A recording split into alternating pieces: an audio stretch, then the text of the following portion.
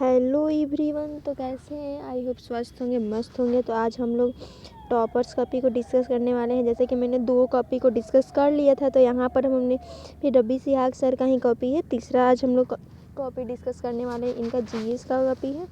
और देखिए, ये हिंदी मीडियम के टॉपर रहे हैं। 13/8/2019 में ये कॉपी लिखे थे दृष्टि आईएएस कोचिंग में। वहाँ पर इन्होंने टॉपर्स किस तरीके से कॉपी लिखते हैं उस चीज़ को देखने से क्या होता है ना, कि आपको एक बेसिक अंडरस्टैंडिंग क्रिएट होती है कि हमको आखिर आंसर लिखना कैसे है। ये चीज़ बहुत इम्पोर्टेंट होता है कि आप पढ़ रहे हैं, नहीं फ़र्क पड़ता आप कितना पढ़ रहे, कितना नॉलेजेबल है, उस चीज़ को किस तरीके से प्रेजेंट कर रहे हैं, मैटर ये करता है। तो इसी को क्वेश्चन नंबर 1 की तरफ बढ़ते हैं। प्राचीन एवं मध्ययुगीन भारत में विद्यमान अधिकांश कला एवं वास्तुकला के अवशेष अभी भी शेष है, जो कि प्रकृति के धार्मिक है। परीक्षण कीजिए। देखिए, इसका आंसर टॉपर्स कैसे लिखते हैं। भारतीय वास्तुकारों द्वारा अपने अप्रतिम कौशल व निर्माण निपुणता के द्वारा जिन संरचनाओं का निर्माण किया गया था, वे आज भी अपने स्थान पर विराजमान है। उस चीज़ को कैसे प्रेजेंट से लिंक करके लिखना है, ये जो टेक्निक है ना, एक एक मार्क्स को बढ़ाता है। देखिए, इसको डब्बा में कोस्ट करके लिखे हैं। कलाओं का धार्मिक स्वरूप। प्राचीन भारतीय समाज मुख्यतः धर्म का द्वारा निर्देशित था। हिंदू, जैन धर्म, सिख धर्म की जन्मभूमि होने व इस्लाम के आगमन के कारण कलाओं पर भी धार्मिक प्रभाव अवस्थाभावी था। उदाहरण के लिए देखिए, प्राचीन भारत का 2 कैसे पॉइंट्स में फ्लो चार्ट बना कर लिखे हैं। स्थापत्य कला, अन्य स्थापत्य कला में का पॉइंट्स फॉर्मेट में लिखे हैं। पैराग्राफ में लिखने से लंबा लंबा पैराग्राफ लिखेंगे, उससे टॉपर जो एग्जामिनर है उसका ध्यान नहीं जाता है। पॉइंट्स फॉर्म में लिखने से एक चीज़ होता है ना, एग्जामिनर का ध्यान सीधे पॉइंट्स पर जाता है, और जो आपका आंसर का खूबसूरती है वो, और उन लोग का ध्यान जाएगा। आप लोगों का क्या है, मार्क्स लेना है। एक स्टूडेंट को अपने को मीन्स में हम लोग खुद नहीं जाते हैं वहाँ पर। क्या होता है, मेरा कॉपी मेरा पर्सनालिटी को वहाँ पर डिफाइन कर रहा होता है। तो अपनी कॉपी को इस तरीके से बनाना कि वहाँ पर आपकी पर्सनालिटी को डिफाइन करे और आपके मार्क्स भर भर के दे।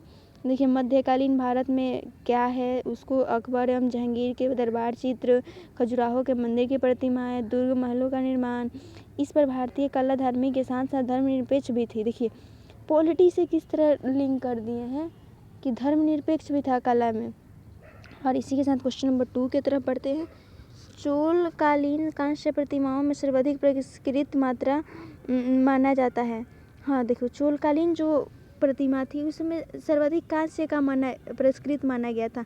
उसको किस तरीके से पॉइंट फॉर्मेट, पहले थोड़ा सा इंट्रो दे दिए, उसके बाद से प्रतिमाएं क्या है इसको अच्छे से डिफाइन किए। नटराज की प्रतिमा में निहित तांडव तत्व, शिव का लोकर रक्षणकारी स्वरूप, अप्सरा नामक अज्ञानता रूपी राक्षस का नाश यदि चोलकालीन प्रतिमाओं का धार्मिक व लोकोन्मुख पक्ष प्रकट करती है। ऐसी प्रतिमाएं इससे पहले के बाद के इतिहास में दुर्लभ है। मूर्तियों में निहित मुद्राएं जैसे त्रिभंग आदि पूर्णतः अनुपाती रूप में आती है। शरीर की गति, लय व कोमलता द्रष्टव्य है। बाकी कलों की तुलना में अपेक्षाकृत अधिक शुद्ध कांस्य इस्तेमाल है। देखिए, यहाँ पर क्या किए हैं, कांस्य को इस तरीके से डिफाइन किया है ना कि सोशल, पॉलिटिकल, हर चीज़ को, हर एस्पेक्ट्स को ना, आपके आंसर में हिस्ट्री का ही कहानी पेपर हो, चाहे वो आर्ट एंड कल्चर हो, हिस्ट्री हो, उस चीज़ को इस तरीके से डिफाइन करना कि सारे एस्पेक्ट को आपके आंसर में दिखे। तो इसे एग्जामिनर को क्या लगता है कि हाँ, बच्चा पढ़ाई किया है, पढ़ाई करके कोई भी डायमेंशंस को छोड़ा नहीं, सारे डायमेंशंस को लेकर साथ में चलने से ना आंसर की जो चमक है वो बढ़ जाती है और उसकी क्वालिटी बढ़ जाती है, नंबर उससे अच्छे से मिलते हैं। इस तरह से किस तरीके से देखिएगा, छोटा सा इंट्रो दे दिए हैं। इंट्रो बहुत अच्छा सा है। स्वर्णकाल कहा जाता है। इसी का परिणाम है कि विभिन्न कला प्रेमी लाखों रुपये खर्च छोटी छोटी मूर्तियाँ खरीद लेते हैं। वही इस चीज़ को इकोनॉमी से भी जोड़ कर रखे कि इकोनॉमी जनरेट करता है, खरीद लेते हैं। और अगले क्वेश्चन नंबर 3 की तरफ बढ़ते हैं।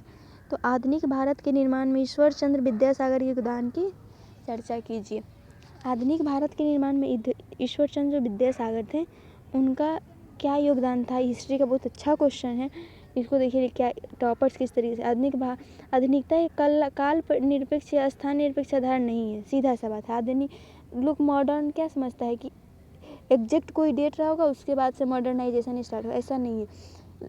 कोई डेट निश्चित नहीं है। ये क्या बोलते हैं, प्रक्रियात्मक है, धीरे धीरे होने वाली प्रक्रियात्मक चेंजेस के वजह से होता है।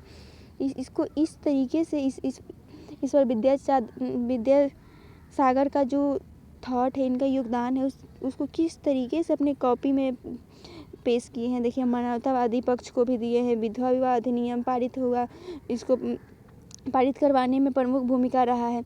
हम लोग ना मॉडर्नाइजेशन, आधुनिकता को इस तरीके से लेते हैं ना, ऊंचे भवन, डेवलपमेंट वगैरह, ये सब चीज़ नहीं है। पुरानी रूढ़ियों से आगे निकल कर सोचना, सोच में चेंजिंग लाना, आधुनिकता का लक्षण ये होता है।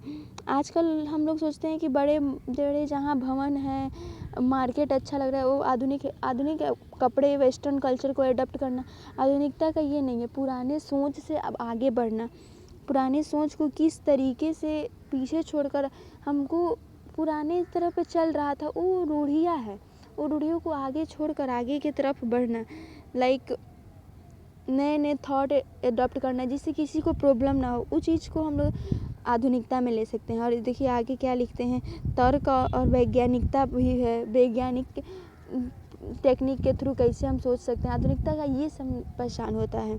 देखिए, नई बांग्ला वर्णमाला, व्याकरण या निवास, तर्कवाद से जाति प्रथा की आलोचना, और इसको इस तरीके से टॉपर्स किस तरीके से कॉपी लिखते हैं, ये बहुत इंपॉर्टेंट है। और इसी के साथ आप लोग टॉपर्स कॉपी को देख